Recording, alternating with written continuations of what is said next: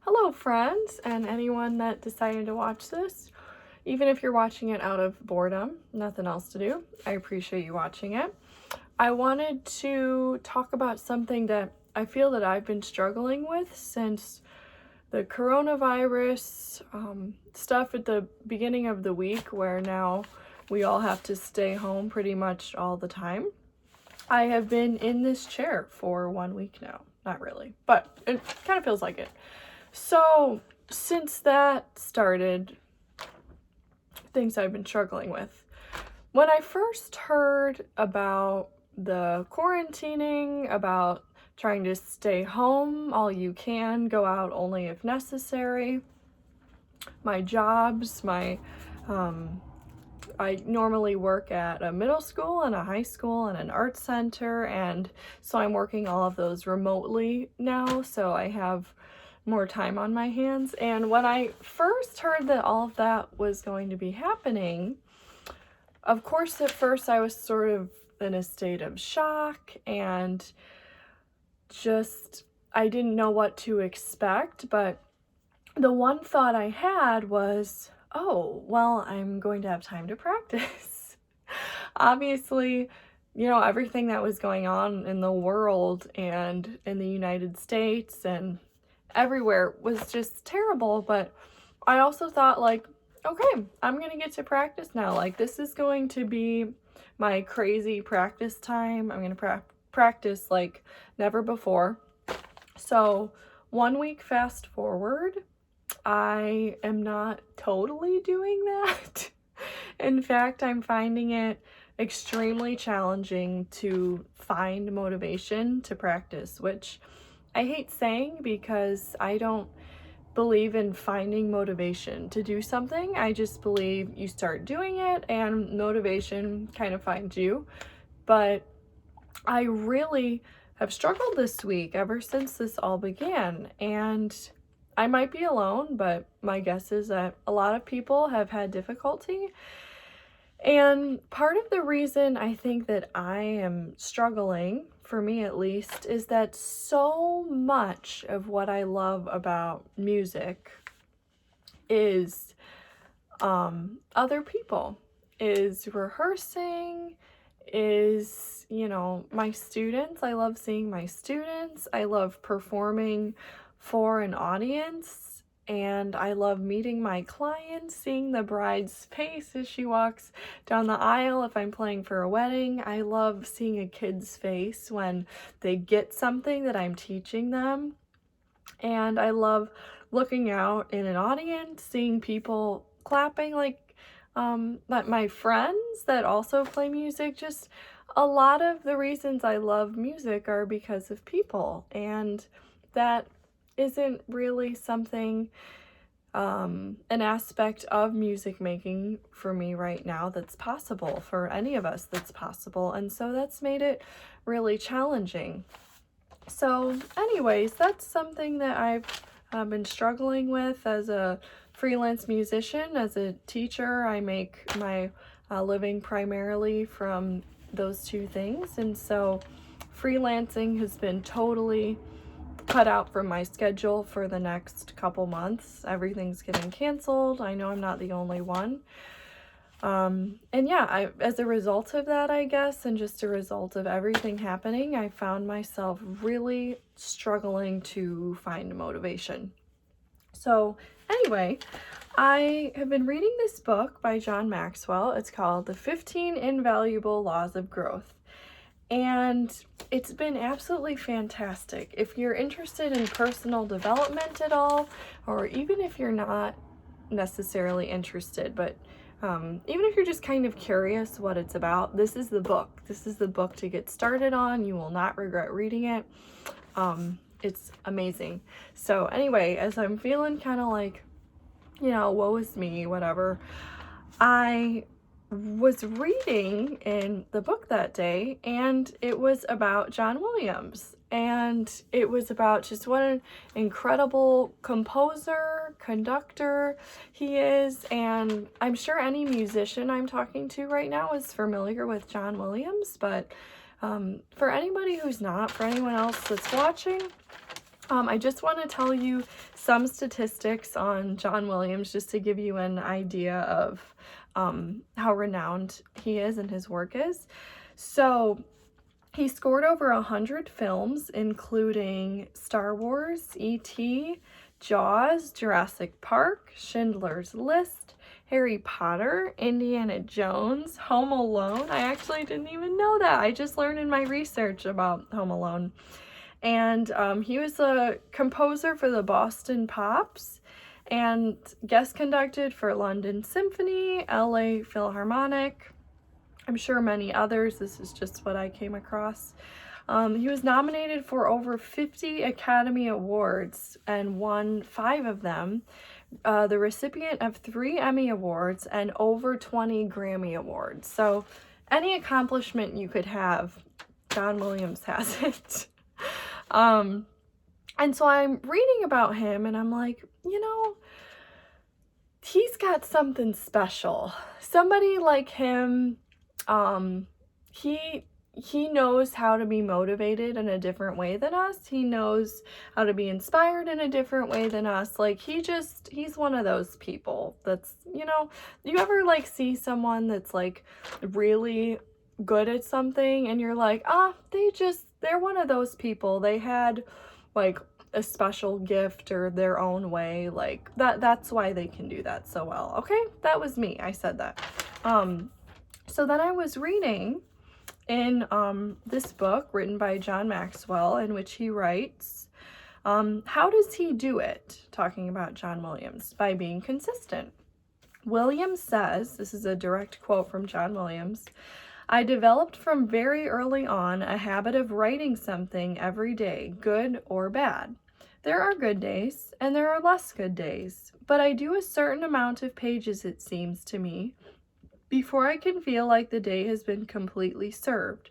When I am working on a film, of course, it's a 6-day-a-week affair. And when I'm not working on films, I always like to devote myself to some piece, some musical project that gives me a feeling that I'm maybe contributing in some small way, or maybe more importantly, learning in the process.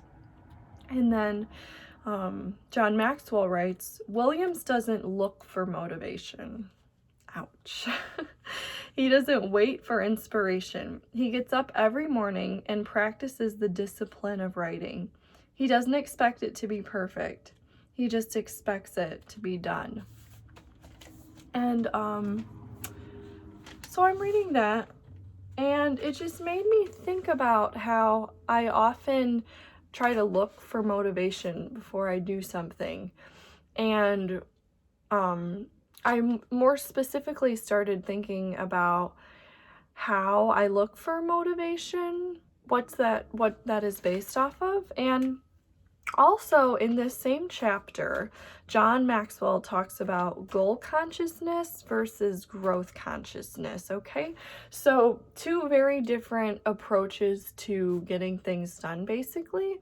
So I'm going to read you about goal consciousness. So I have 2 little lists, basically, that separate, so goal and growth. And so here's goals. Focuses on a destination, motivates you and others, seasonal, challenges you, stops when a goal is reached. And I just started thinking about how everything that we are supposed to accomplish, particularly I'm talking to musicians here, but this applies to so many people, people in sports, people in other areas of the arts, or just like in totally different fields. Everything's based off a goal. From the time I could play, you know, Twinkle Twinkle Little Star, the next thing was, oh, well, you're gonna have to play this in the recital, which I love recitals. I'm a Suzuki teacher, so of course, like, yes, recitals. And so that was fine. Like, that was a big event, and then we'd have more recitals, and I was always preparing specifically for this next thing. And this continues, I think, into undergraduate. if you decide to go into music. Once again, I keep saying music, but I'm sure this applies to whatever. So if you go into music, then the next thing you have is your undergraduate audition, and then you have juries, you have recitals, you have then grad school auditions if you're going on to grad school. It's just everything is kind of based off of your next goal, which isn't necessarily a bad thing, but I feel that we get trapped in that in a way, in that just every single thing we do is preparing for the next goal. And I think why I'm having so much trouble practicing now and continuing on is because I don't know what my next goal is. And I don't think this is strictly because of the virus, because after my graduate recitals, or I'm sorry, my graduate auditions ended recently, I was sort of in a funk because I was so like burnt out, which of course, like when you're doing something like that, it doesn't mean that after you get done you're not going to be burnt out and it's not going to be hard, but I didn't know what to do next because I didn't know what the next goal was. And so then the next goal became an audition. I was going to take an audition, but now due to the coronavirus, that's been canceled. And so now I find myself again just sort of stuck in this like, okay, what's my next goal? What am I preparing for? And then I read the second list. So growth conscious, totally different approach here, focuses on the journey, matures you and others, lifelong, changes you, keeps you growing beyond the goal. And I think what I've been lacking in my approach to practicing lately, in my approach to performances and my own musicianship, is the mindset of growth rather than the mindset of goals. Because honestly, I don't know when I'm going to have my next goal of what to prepare for. And if I wait for that, if I wait for my next goal to come along for me to start like seriously practicing and seriously trying to better myself in a certain area, that might not happen for months. I don't know. And I want to start being more in the mindset of just growing constantly and not worrying so much about like, okay, when am I going to need to validate that I've been improving? No, I just want to grow because that's what we should do as musicians, as artists, as employees, as insert whatever, mother, father.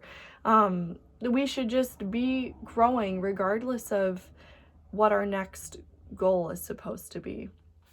And so I want to encourage you too, if you feel like you're kind of stuck because you can't find motivation because you don't know what your next goal is, just embrace the fact that you can grow now. And of course, be gracious with yourself, because I think it's hard. I think it's really hard right now to want to grow and to want to get better when we're not sure. Like, it's such a state of uncertainty that it's hard to approach things with a certainness because we don't know so many things. But I encourage you that no matter what, you can still grow now, regardless of what your next goal is. And I think even that's why sometimes we lose the joy of performing a little bit, is because at some point when we pursue music professionally,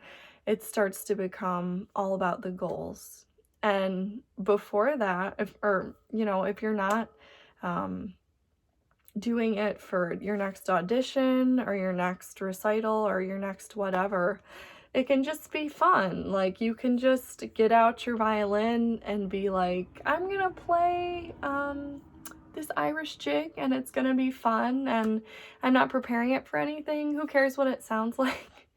But yeah, I haven't done something like that in a long time because there's always a goal. So I just want to encourage you, if you're kind of like stuck in a rut a little bit and you find yourself not motivated, first of all, try not to wait for motivation. I don't think John Williams waits for motivation. I think he gets up every day and just does something, and motivation finds him. And I want that for myself. And I want to stop being so goal focused and just be in a state of being growth conscious. So I hope that helps. I really hope that I'm like the only one struggling with this. I hope that no one else is having trouble practicing or whatever you're supposed to be doing. I hope you're not having a hard time with it. I hope it's been 8 hours every day and like you're doing awesome, but I don't think that's the case for everybody. And if that's not the case for you, you're not alone. And here are some things that can maybe help. So thanks so much for watching. If anybody watched this, I really appreciate it, and I hope this helps.